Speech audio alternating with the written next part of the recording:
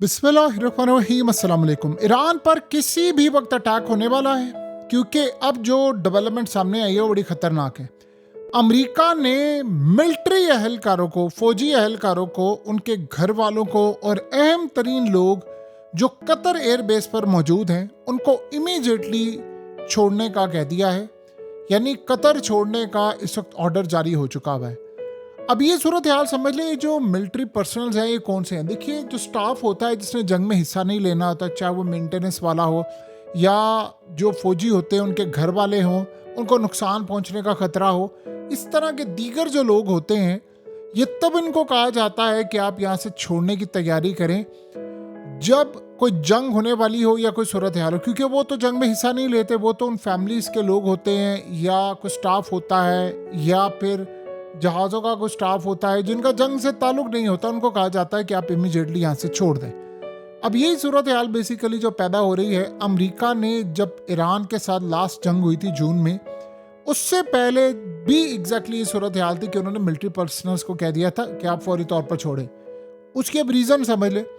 Iran ने बाज़ाब्ता तौर पर कतर, सऊदी अरब समेत तमाम मिडिल ईस्ट और गल्फ कंट्रीज के जितने ममालिक हैं उनको कह दिया है कि अगर अमेरिका ने हम पर अटैक किया तो हम अमेरिका के फौजी अड्डों को उड़ा देंगे। हम इस बात की कतन कोई परवाह नहीं करेंगे कि उन ममालिक के साथ हमारे ताल्लुकात कैसे हैं, अच्छे हैं, बुरे हैं, उनके मुल्क की फ़िज़ाई हदूद हमारे खिलाफ इस्तेमाल हो रही है, नहीं हो रही, जो भी है, हम आपको नहीं कुछ कहेंगे। हमने अमेरिका को टारगेट करना है और अमेरिका के फौजी अड्डे जहाँ पर भी होंगे हमने उनको टारगेट करना है। तो ये ओपनली ईरान ने अब ये कहा है, जिसके बाद उन्होंने कहा है कि अब सूरत हाल ज़्यादातर उन ममालिक को ज़्यादा ख़तरनाक मामले पर कहा है कि जिनका एयर स्पेस का मामला है, यानी हो सकता है कि वो उन ममालिक को ज़्यादा टारगेट करे जिनकी एयर स्पेस इस्तेमाल हो ईरान के खिलाफ। लेकिन उन्होंने वार्न तो ओपनली कर दिया है कि हम उनको छोड़ेंगे नहीं, लेकिन जो मुल्क अपनी एयर स्पेस देगा उसको तो हम बिल्कुल नहीं छोड़ेंगे, वो हमसे कोई किसी किस्म का कोई गिला ना करे। अब सोचे अमेरिका, ट्रंप, आप सोचे वो तो किसी की नहीं सुनता। अब प्रॉब्लम यहाँ पर ये है कि ट्रंप ने कह तो दिया है कि मैं अटैक करूँगा। अब कतर से हो, सऊदी अरब हो या कोई और मुल्क हो, जहाँ जहाँ अमेरिका अपने फौजी अड्डों को इस्तेमाल करेगा वो ममालिक कह तो रहे हैं, तो उन पर तो अटैक लाजिम हो जाएगा। क्योंकि एक नेचुरल चीज़ है, जहाँ से आपको अटैक होता है वहाँ पर ज़रूर टारगेट करते हैं। अब सूरत हाल ये पैदा हो रही है, जो सबसे अहम डेवलपमेंट है कि इंडिया ने अपने तमाम शहरियों को इमीडिएटली ईरान छोड़ने का कह दिया। आपको पता है इंडिया के अंदर जो मुसलमान है वो बड़ी तादाद में ईरान जाते हैं ज़ियारतों के लिए और दीगर काम के लिए, और इंडिया का बिजनेस भी वहाँ पर है। तो उन्होंने कहा है कि इमीडिएटली बगैर किसी देर के इमीडिएटली तमाम के तमाम इंडियंस फौरी तौर पर एम्बेसी से रब्ता करें, आपको वहाँ से निकाला जाएगा, फौरी तौर पर ईरान छोड़ दें। अब प्रॉब्लम वहाँ पर यह है कि ईरान में इंटरनेट नहीं आ रहा, ईरान में सब कुछ बंद है, लोग स्टक हुए पड़े हैं, किसी को कुछ समझ नहीं आ पा रही करना क्या है। पहली मर्तबा ईरान की जो पासदारान इनकलाब है, उनकी जो फोर्सेस हैं, वो पहली मर्तबा एक्सट्रीम हाईएस्ट लेवल पर जाकर इस वक्त अलर्ट हैं। और ईरान ने जितना भी स्टॉक है मिसाइलों का वो ओबियसली इंक्रीज किया है, उसको पूरी तरह रेडी रखा है, किसी भी वक्त ये अटैक करने के लिए जा रहे हैं।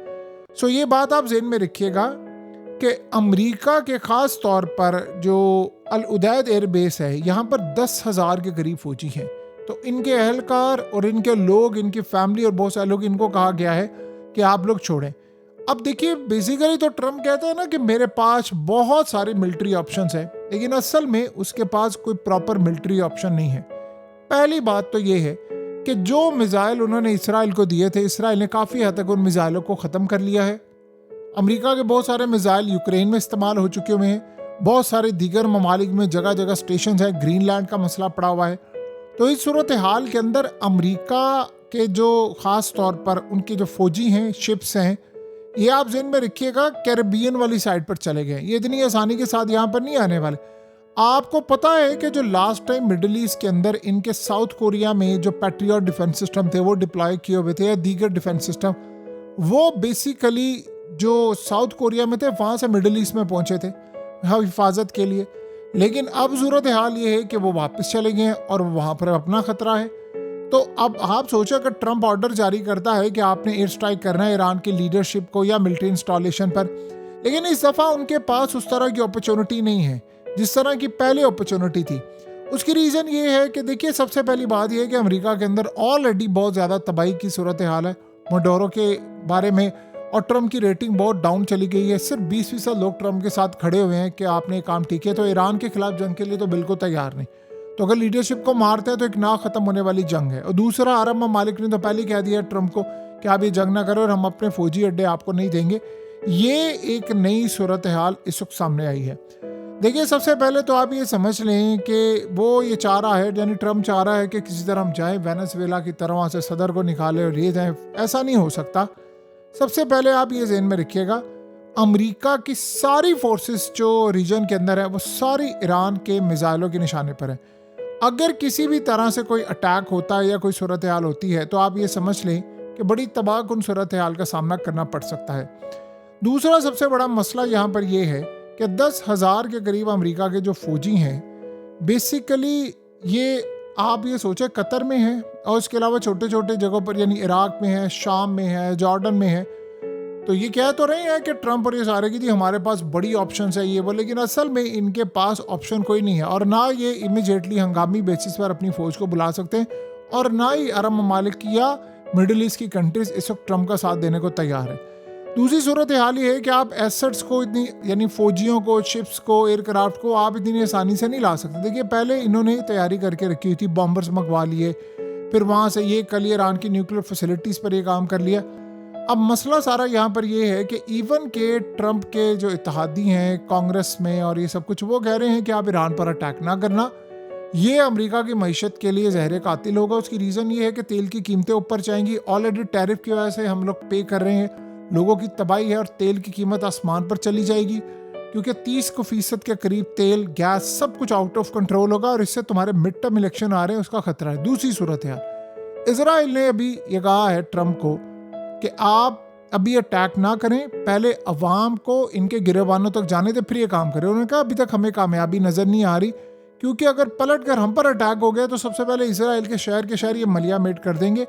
आप नॉन काइनेटिक सोल्यूशन की तरफ जाए। अब नॉन काइनेटिक क्या है कि जैसे मिसाल के तौर पर अमेरिका ने ईरान पर अटैक करना है तो पाबंदियों की सूरत में अटैक करें, कोई इकोनॉमिक प्रेशर लगाएं, फिलहाल मिसाइल ना मारें, या ऐसी सूरत हाल है, क्योंकि उनको ये पता है कि अगर ये अटैक होगा तो हमारे बचत का जो सामान है वो 0/0 और हमारे लिए कोई रास्ता नहीं बन रहा। तो हम इस सारी सूरत हाल में कहाँ पर जाएं, क्या मामला करें? तो ये बात असल में उन्होंने ईरान को इस वक्त कही है, और ईरान को यानी जो पहुंचाई है बात, उसके बाद अब ट्रम्प को भी ये बात पहुंचा दी। ईरान को तो आपको पता है इन्होंने ऑलरेडी पहुंचाई है थ्रू पुतिन के कि भाई आपने हम पर अटैक नहीं करना। फिर उसके बाद अब अमेरिका को कहा है।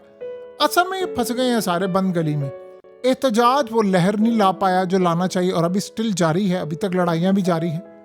लेकिन अगली जो सूरत हाल है उसमें तो काफ़ी हद तक अब मसाइल का सामना करना पड़ा है। अमेरिका को खुद अटैक का सामना करना पड़ेगा, और दीगर ममालिक वो तो तैयार ही नहीं है कि ट्रम्प को कोई लेवरेज दे सके या कोई काम कर सके। तो कुल मिलाकर अगर हम ट्रम्प की सारी सूरत हाल का जायजा लें तो ट्रम्प भी असल में फंसा है। असल में भड़कें इतनी ज़्यादा मार दी हैं। अब अगर ट्रम्प यहाँ से पीछे हटता है तो सबसे ज़्यादा मसला ट्रम्प को होने के लिए जा रहा है। उसकी रीज़न क्या है? देखिए, आपको मसला इसलिए होगा कि दुनिया में आपकी रेपुटेशन ख़राब होने के लिए जा रही है। आपने इतनी भड़कें मार दी हैं, कोई इन पर बिलीव करने को तैयार नहीं। और सबसे बड़ा मसला जो पैदा हो रहा है कि अगर इस दफ़ा अमेरिका की लड़ाई होती है तो अमेरिका डिफेंस सिस्टम उसका बहुत वीक है, यानी वो नहीं रोक सकता, और वो हमने ऑलरेडी देखा हुआ है। अगर रोकते होते ये पैट्रियट डिफेंस सिस्टम या थर्ड, ये क्या यूक्रेन में नहीं लगे हुए? तो क्या वहाँ पर ईरानी मिसाइलों ने उधम नहीं मचाया? क्या हमने पिछले साल नहीं देखा जून के अंदर क्या मामला हुआ है? क्या हमने पहले नहीं देखा? क्या हमारे साथ ये तमाम चीज़ें नहीं रही? तो ये कुल मिलाकर अगर हम देखें, सारी चीज़ों को देखें, तो ये मामला इतने ज़्यादा सादा नहीं है। इतने सादा होते तो ये आज यहाँ पर ये सूरत हाल ना देखने को मिलती। बहरहाल ये लास्ट फेज़ अब देखते हैं कि इसमें लड़ाई क्या होती है। इन्होंने इमीडिएटली तो कह दिया है कि आप लोग अटैक करें और हम तैयारी करें। ऊपर से ट्रम्प ने कह दिया है कि जी मैं अगर कोई भी किसी भी बंदे को इन्होंने लटकाया तो मेरा अटैक शदीद से शदीद होगा। अब हो ये रहा है कि वाइट हाउस से धमकी देने वाला एक ही बंदा है, और प्रेसिडेंट खुद है। ना वजीर है, ना मशीर है, ना कोई और है।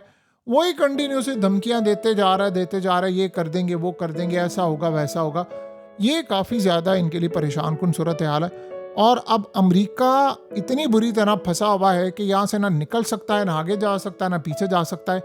अब अगर यहाँ से ईरान संभला तो अमेरिका की खैर नहीं, अगर अमेरिका संभलने के लिए ईरान को तबाह करता है तो फिर भी अमेरिका की इनकी खैर नहीं। किसी ना किसी जानिब इस मामले को लगना है। और ट्रंप, आप ये सोचें कि उसने ईरानियों को कहा, आप कल कहता है कि एहतजाज करो, सारे इदारे लूट लो, कब्जा कर लो, मेरी मदद आ रही है। भाई आप आ जाएं, फिर आपका सरप्राइज पर सरप्राइज होता आपको नजर आएगा।